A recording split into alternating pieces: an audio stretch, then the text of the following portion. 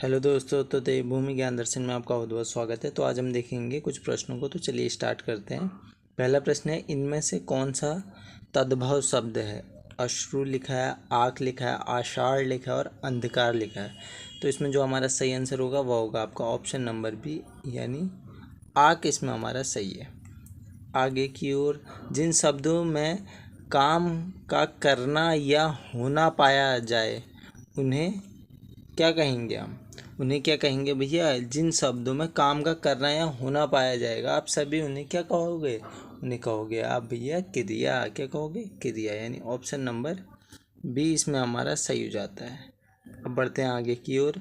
जिलाधिकारी ने सबको उपस्थित रहने का निर्देश दिया है, मैं कौन सा वाच्य है? ठीक है, तो भैया इसमें जो आपका वाच्य होगा वह होगा आपका कृतवाच्य। कृतवाच्य यानी ऑप्शन नंबर 20 में हमारा सही है। आगे की ओर, अनेकार्थी शब्द प्रभाव प्रभाव का इनमें से एक अर्थ नहीं है। देखो, प्रभाव का क्या विग्रह होगा आपका? विग्रह का मतलब क्या होता है? अलग करना, यानी ऑप्शन नंबर ए ही इसमें हमारा सही हो जाएगा। ठीक है, अगला जो हमारा प्रश्न है, अधोलिखित यानी नीचे लिखा हुआ में से शुद्ध वर्तनी वाला शब्द है। ठीक है, क्या बाजार लिखते हैं? ठीक है, या बाजार होता है? तो इसमें हमारा ऑप्शन नंबर सी ऐसे ही सही हो जाता है। ठीक है, ऑप्शन नंबर सी सही है, बाजार होगा आपका। चलिए फिर आगे की ओर बढ़ते हैं। फिर जो हमारा अगला प्रश्न है, निम्नलिखित में एक शब्द युग्म सरस्वती का पर्यायवाची नहीं है। सरस्वती का पर्यायवाची नहीं है बोला गया है। तो देखो, शारदा का वागीश होता है, भारती का वाणी होता है, हेम का हिरण्य लिखा है। तो इसमें हमारा ऑप्शन नंबर सही है सी। ठीक, यह आपका पर्यायवाची नहीं है। आगे की ओर, निम्न में से कौन सी लोकोक्ति लाक्षणिक अर्थ सहित सही है? ठीक है, जो बोले सो घी को जाए, महाकृपण सही है। तो देखो, इसमें जो हमारा सही होगा ना वो होगा आपका ऑप्शन नंबर डी, यानी जो सही है, टके का सब खेल है, यानी पैसा ही सब कुछ करता है, इसका मतलब यह होता है, यानी ऑप्शन नंबर डी सही है। अगला प्रश्न, अत्यधिक में कौन सी संधि है? अत्यधिक में भैया आपकी कौन सी संधि है, आपसे यह पूछा गया है। अत्यधिक में आपकी होगी यण संधि, यानी ऑप्शन नंबर बी सही है। आगे की ओर, अगला प्रश्न, निम्नलिखित वाक्यों में से वह वाक्य चुनिए जिसमें सर्वनामिक विशेषण का प्रयोग किया गया है। तो सर्वनामिक विशेषण का जो प्रयोग हुआ है वह हुआ है आपका कोई आदमी आ रहा है। ठीक है, कोई आदमी आ रहा है, यानी ऑप्शन नंबर पहला ही इसमें हमारा सही हो जाता है। अब बढ़ते हैं फिर आगे की ओर। अगला जो प्रश्न है, निम्नलिखित में सही विराम चिन्ह युक्त वाक्य का चुनाव कीजिए। सही विराम चिन्ह, तो देखो, राम नरेश गोबर गणेश। ठीक है, यहाँ पे को आपका ऐसे लगा है योजक चिन्ह। राम लक्ष्मण और शत्रुघ्न पधारे हैं। ठीक है, तो इसमें भी हमारा सही नहीं है। सुनो सुनो वह गा रही है। देखो, ऑप्शन नंबर सी इसमें हमारा सही हो जाएगा। ठीक है, ऑप्शन नंबर सी सही है। आगे की ओर, इनमें से विलोम शब्दों का सही युग्म है। अल्पज्ञ का अवज्ञ, तो देखो, आकुचन का प्रसारण बिल्कुल सही है। ठीक है, यह आपका सही होगा, ऑप्शन नंबर बी। चलिए आगे की ओर, अवधि किस अभ्रंश से विकसित हुई है? जो अवधि है आपकी वह आपकी विकसित हुई है अर्धमगधी से। ठीक है, यानी ऑप्शन नंबर बी सही है।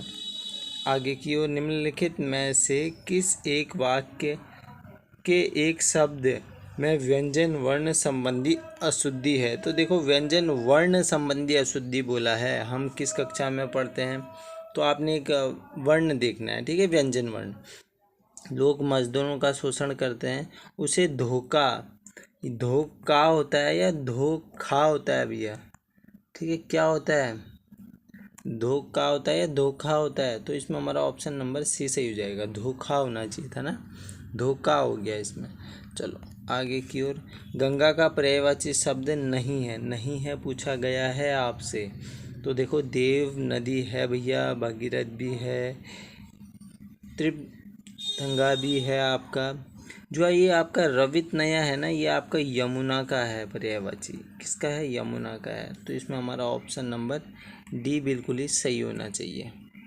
आगे की ओर, लोधांती इनमें से किस बोली की उपभाषा के अंतर्गत आती है? तो जो लोधांती है ना भैया, वह आती है आपकी बुंदेली के अंतर्गत। ठीक है, लोधांती। विसर्ग का उच्चारण स्थान है, तो विसर्ग का उच्चारण स्थान होता है आपका कंठ। ठीक है, तो ऑप्शन नंबर सी इसमें हमारा सही हो जाएगा। घोंघा बसंत मुहावरे का अर्थ है, तो जो आपका घोंघा बसंत मुहावरे का अर्थ होता है वह होता है आपका मूर्ख। क्या होता है? मूर्ख होता है। ठीक है, बढ़ते हैं आगे की ओर। निम्नलिखित में से कौन सा शब्द तत्सम नहीं है? वानर, छुर, खार और क्षेत्र लिखा है, तो इसमें खार बिल्कुल सही हो जाएगा। ठीक है, आगे की ओर, निम्नलिखित में से शुद्ध वाक्य है, तो इसमें शुद्ध वाक्य आपने बताना है। छात्रों ने प्रधानमंत्री को अभिनंदन पत्र प्रदान किया, मतलब श्री कृष्ण के अनेक नाम है। ऑप्शन नंबर बी सही हो जाएगा इसमें हमारा शुद्ध वाक्य। आगे की ओर, मौलिक कर्तव्य की विशेषता निम्नलिखित में से किस देश से उधार ली गई है? किस देश से उधार लिए भैया हमने? ठीक है, तो वह लिए रूस से मौलिक कर्तव्य। ठीक है, आगे की ओर, भारतीय संविधान के अनुसार मौलिक अधिकार निम्नलिखित में से किस भाग में प्रदान किए गए हैं? मौलिक अधिकार किस भाग में है आपके भैया? वह है भाग 3 में। ऑप्शन नंबर डी सही है। 1947 में विभाजन के बाद संविधान सभा में लगभग कितने सदस्य थे? तो लगभग कितने सदस्य थे आपसे पूछा गया लगभग में, तो उस समय थे भैया 299 के करीब। ठीक है, तो ऑप्शन नंबर डी इसमें हमारा बिल्कुल ही सही हो जाएगा।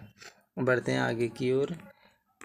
नियंत्रक महालेखा परीक्षक का वेतन और सेवा की अन्य शर्तें ऐसी होंगी जो निम्नलिखित में से किसके द्वारा निर्धारित की जा सकती हैं? ठीक है, नियंत्रक महालेखा परीक्षक की बात आ रही है वेतन वगैरह की, तो ये आपके संसद डिसाइड करता है, संसद।